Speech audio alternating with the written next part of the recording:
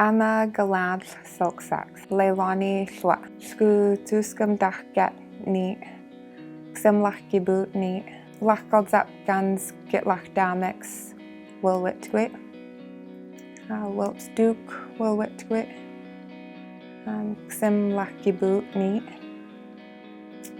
Youth and Recreation Leader de Haslaosit, Gitlaxdax Wil Jagai.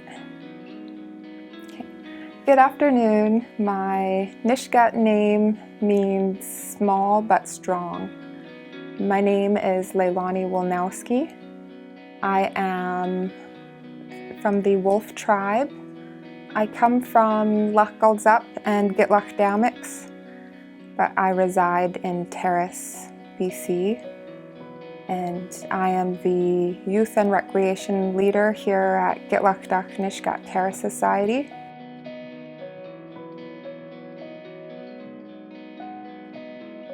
So I moved quite a bit from the age of 11 after my parents split at 10 years old.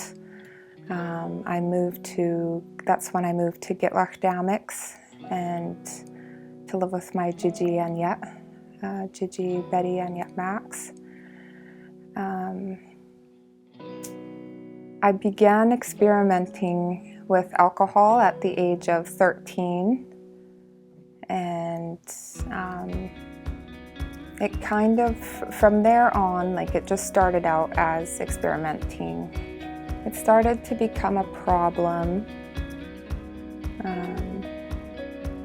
when I started to skip school in high school to go out, and I chose to do that rather than sitting in class. We'd go off to one of our friends' houses in Ianch and go and just drink, and we thought that we didn't see the consequences of it at that time until later on in life.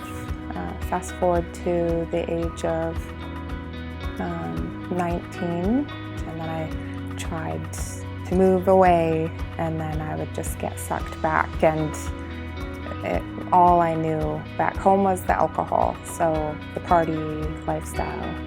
I was totally consumed with that. And then they would start telling me, Leilani, you need help. You're not in a very good place with the drinking. And it really, I was very, very prideful. And it was very hard for me to hear that I ever needed help. I thought, no, I have it all. I can take care of myself. I'm independent, and I will do this on my own. But after the 2 weeks that I was supposed to stay home for Christmas holidays, I ended up staying for good, and I'm still here since then. So it's been the longest time being in one community and growing there with the community and setting in roots here, and that was that was the first steps for me, was coming and being surrounded by family and having them speak truth to me and speak life, be encouraging, and eventually I still continued on in that lifestyle here for a short while. I went till about 20 years old when I realized, wow, I think my appetite for drinking and that lifestyle it started to change. And I really believe that came from being surrounded by the right people who weren't living that lifestyle.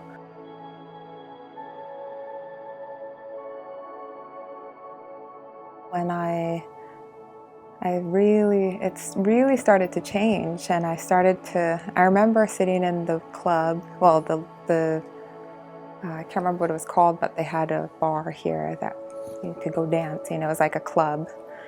But we were there, and I remember just sitting there and looking around at everyone and just feeling like, I don't like this, and what am I doing here? This is not where I should be. And it's kind of just a moment of like, I'm gonna go. And so I literally just got up from there and went home. And that was my first moment of, yeah, this isn't good. Things were starting to look good. And there is something different though about this experience. My family, my sister would invite me to church, and to me, like at first I was like, no, that's so not me. Like I'm too bad of a person, and I'm too dark, or like I'm just not good. I'm not a goody two-shoes type of, I'm not that person, so I'm not gonna go. So I'd say no quite often. And she wouldn't think anything of it either. She didn't discourage her, and she also wouldn't stop inviting me. Like, she was very warm and gentle and just always encouraging, so that helped. And she wouldn't get mad at me if I said no, or anything like that. She just would be like, okay, well, we're gonna go, and I would stay home. So she would invite me to church. Valian would invite me to church, and for a long time I would say no. And then one day I was walking home, and I was still in my night clothes from before, and I still had alcohol on my breath. And I walked in, and their car was running and warming up. It was in the winter. And I remember saying, oh, where are you guys going? And they're like, we're going to church, it's Sunday. And so I'm like, okay. And I just walked right by them, and they were like just about to head out the door, and I'm like, wait. And then she paused, just about to head out the door, and I'm like, I'm gonna come with you guys. And she was like, what? And I'm like, yeah, I'm gonna come. And she was like we're going now though, like you're gonna come like that, dressed like that? And I'm like, yep. And so I had no idea what or why at that point. Like, what am I doing? I just didn't care at that point. I was like, what am I gonna lose going to this thing? And so I went, and I believe that was my first real encounter with God, and just being surrounded by the church family there. It was very, very welcoming, and I felt embraced, and I felt loved. I was out at a party, and I knew I had to go to work the next day, and I just remember waking up and I'm like, oh no, and I remember I was swearing and everything, and I jumped up at my friends and I ran home and was just like swearing like, no, and freaking out because I'm like, I don't want to lose this job. I love this job. And it was just a gong show because my little nephews were there, and they were like, whoa, hey, auntie, and I'm running through the door just, I didn't like feeling that way. And I went to work. I got in trouble from my boss, and he just said, Leilani, I don't care what you do the night before, but come here on time. And it felt like just such a big slap on the face, having to go through that. And I felt humiliated, ashamed, everything. My sister and her husband sat down by me, and they said, Leilani, what do you want? And that's when I was like, what? And I'm like, what do you mean? And he was like, what do you want in your life? And I just sat there for a bit longer, not knowing what to say. Oh, I did know what to say, I just didn't want to say it. Because that would have been the first time I would have admitted that I needed help. And when those words came out, I need help, it was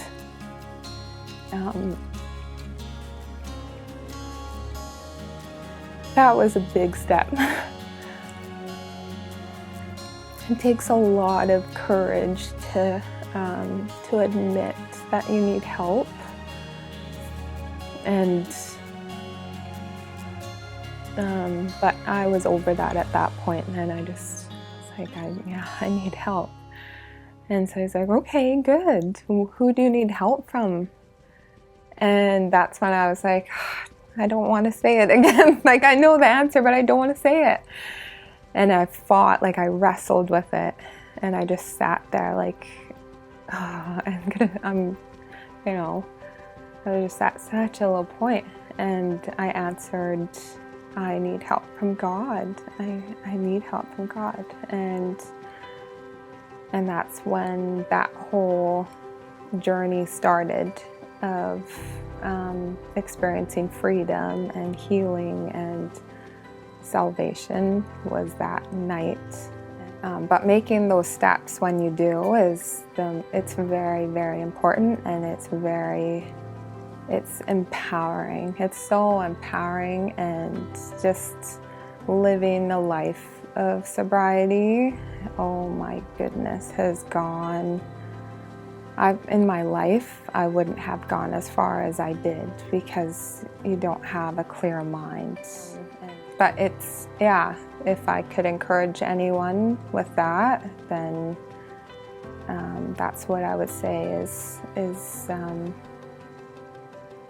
to take that step and not be afraid.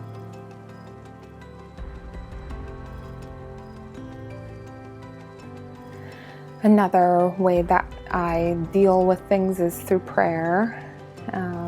I remember, the first time I remember like not knowing how to pray, and my sister and her husband would teach me, it doesn't have to be like all of these beautiful fancy words or anything. It just comes from your heart. What do you want God to know? What do you want to ask for? And do you believe that you will get that? One of my absolute favorite scriptures that has helped me quite a bit is 1 Thessalonians 5:16-18, and it says, "Rejoice always, pray without ceasing, and give thanks to God in all circumstances, for that is the will of God in Christ Jesus." That's definitely like very, very important, is who you have in your life, who's in your corner, and that goes a very, very long way. And for me, it wasn't just family. It was not just family. It was, well, I guess it is because it's my church family too, but people who are, life givers and encouragers and supporters, like people who will hold you up when you need it, or people who can help you when you're about to go off track, is knowing that at any time I can call this person and they will help me or pray with me, or I could just show up at their house and not be alone.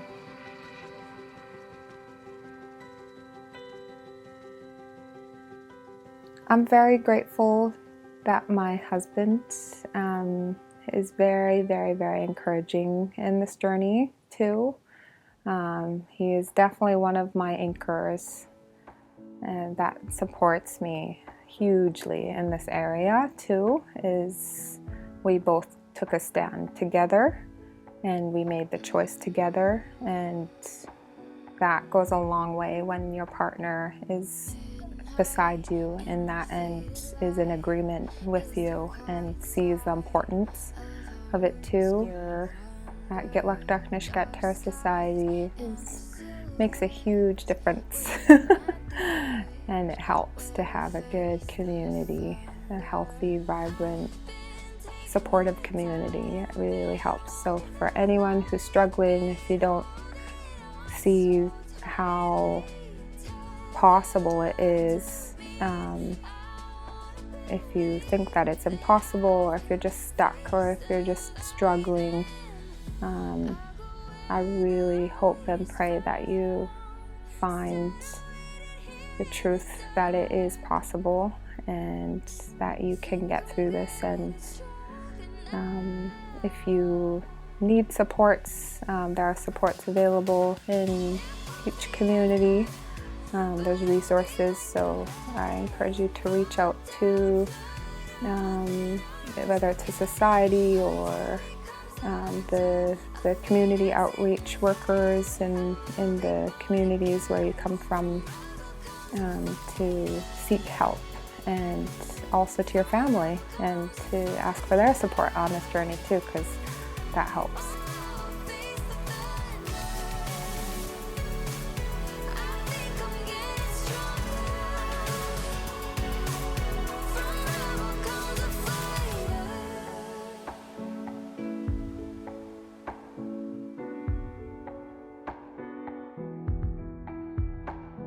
Somewhere in the daylight, sounds of hope will rise, ringing out to save me, and I'll find my peace of mind in the solace light of a new fire blazing. 'Cause I've been taking my time, been walking the line, been holding on so tightly.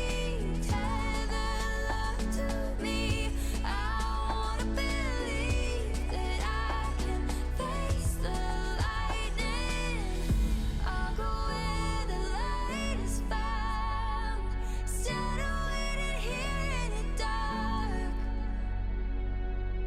Think I'm getting strong.